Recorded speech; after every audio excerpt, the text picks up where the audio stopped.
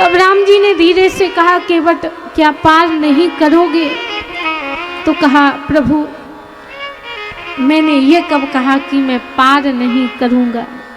बोले मैं तो ये कह रहा हूँ कि यदि पार जाना चाहते हैं, यदि पार जाना चाहते हैं तो अपने मुख से कहिए। क्या कहना है?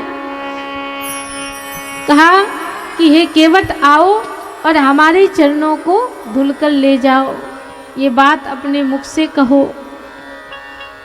तो राम जी ने सोचा कि हम कैसे कह दें। अब कोई सांसारिक व्यक्ति हो तो अपने मुख से भले ही कह दे, हम और आप में से कोई हो तो भले ही कह दे कि केवट आओ या भैया आप आओ, हमारे चरणों को धुलकर ले जाओ। लेकिन राम जी कैसे कहते हैं? राम जी तो मर्यादा पुरुषोत्तम श्री राम जी अपने मुख से कैसे कहते हैं कि केवट आओ और हमारे चरणों को धुलकर ले जाओ? तो राम जी का एक और नाम है जयति वचन रत्ना अति नागर। राम जी वचन रचना में अति निपुण है, उनसे अच्छी वचन रचना कोई कर नहीं सकता। तो तुरंत कहा कि हे केवट कृपा सिंधु बोले मुस्काई, सोई कर जेहि तेहि नाम जाई। सिंधु बोले मुस्काई, कृपा सिंधु बोले मुस्काई, सोई कर जेहि तेहि नाम जाई। कृपा सिंधु बोले मुस्काई, सोई कर जेहि तेहि नाम जाई। कृपा सिंधु बोले मुस्काई, सोई कर जेहि तेहि नाम जाई। सोई कर नाव कृपा सिंधु बोले मुस्काई, सोई कर जेहि तेहि नाव न जाई। मुस्कुराकर बोले हे केवट ऐसा काम करो जिससे तुम्हारी नाव भी बच जाए और हम पार भी हो जाएं। तो केवट बड़ा होशियार है। केवट ने कहा प्रभु मैं तो बड़ा ही अनपढ़ हूँ, मुझे ये सोई बोई की भाषा समझ में नहीं आती, ये सोई बोई की भाषा हमारे पल्ले नहीं पड़ती। आप तो सीधा सीधा अपने मुख से कहो कि केवट आओ और हमारे चरणों को धुलकर ले जाओ। जो प्रभु पार अवसगा चाहू, मोहे पद पदम पखारन कहू। यदि पार जाना चाहते हो तो अपने मुख से साफ साफ शब्दों में कहो।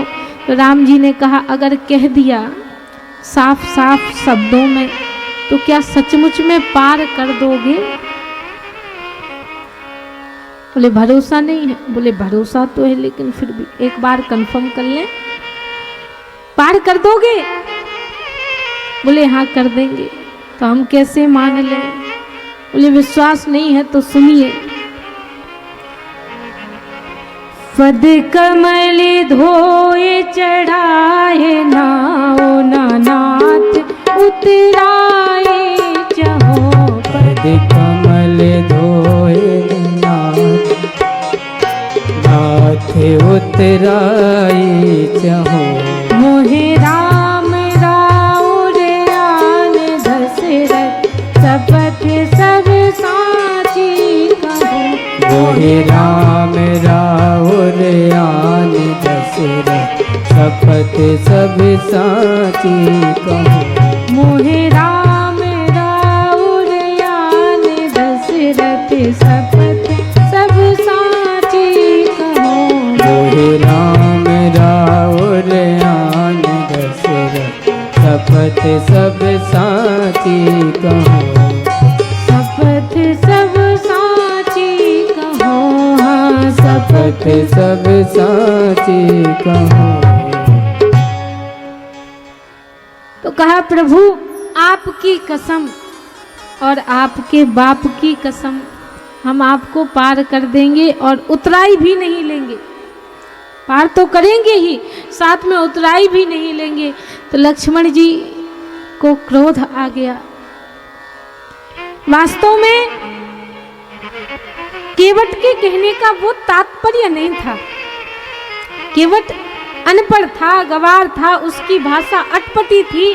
केवट तो यह कहना चाहता था कि जैसे आपके पिता महाराज दशरथ का वचन कभी खाली नहीं जाता, जैसे आपके पिता महाराज दशरथ का वचन कभी खाली नहीं जाता, ठीक उसी प्रकार से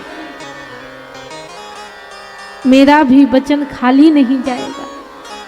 आपके पिता के समान ही मेरा वचन भी सत्य है और मैं आपको पार करूंगा। लेकिन लक्ष्मण जी उसकी भाषा समझ नहीं पाए। लक्ष्मण जी ने सोचा कि ये कह रहा है कि आपकी कसम, आपके बाप की कसम। तो लक्ष्मण जी कहने लगे कि अब तू मरने के लिए तैयार हो जा। लक्ष्मण जी ने धनुष पर बाण चढ़ा लिया और मारने के लिए दौड़े।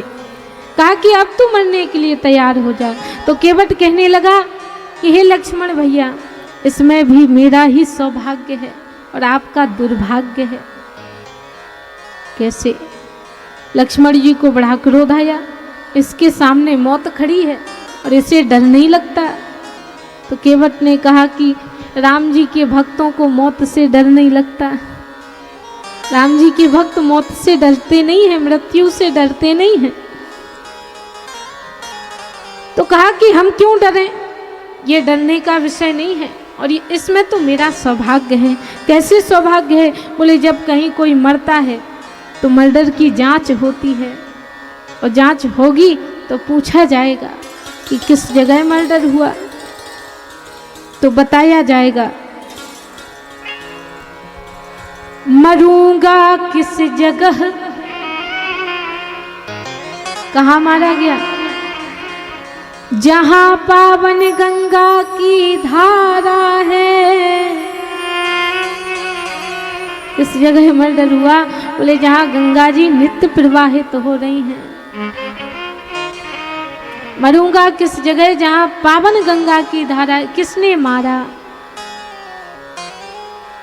पूछा जाएगा किसने मारा।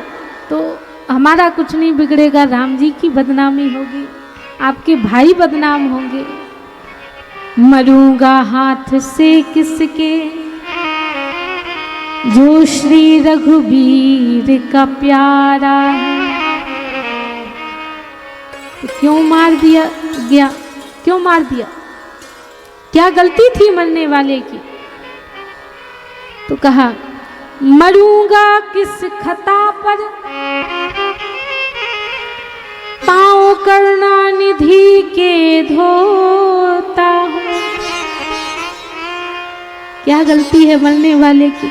भगवान के चरणों को धुलने की इच्छा मन में रखता था, इसलिए मार दिया गया। फिर गवाही किसको देनी पड़ेगी?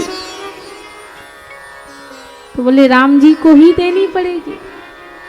मरूंगा सामने किसके, बोले जिसका दास कहाता हूँ। राम जी को ही, आपके भैया को ही गवाही देनी पड़ेगी। तो ऐसा समय श्रीमान मैं क्यों जाने दूं, मैं क्यों जानकी जीवन के सनम को जाने दूं। यदि इन पद पंकजों पर प्राणानांत हो जाए केवट, तो मर कर भी अमर नाम हो जाए केवट। यदि इन पद पंकजों पर प्राणानांत हो जाए केवट, तो मरकर भी अमर नाम हो जाए केवट। तो हमें मरने का डर नहीं है।